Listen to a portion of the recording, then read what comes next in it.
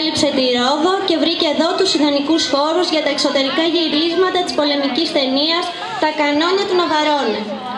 Έτσι ταξίδεψε η εικόνα του νησιού μας μέσω του κινηματογράφου σε όλο τον κόσμο. Σε αυτό το ταξίδι βρέθηκε και το γνωστό τραγούδι «Εις τον αφρό της θάλασσας» που ερμήνευε σε μια σκηνή της ταινίας ο συμπολίτης μας Ανδρέας Παπα-Νικολάου. Ας το τραγουδήσουμε όλοι μαζί με τους μαθητές της πρώτης τάξης και τον μουσικό τους κύριο Καπύρη Τάσο. Θα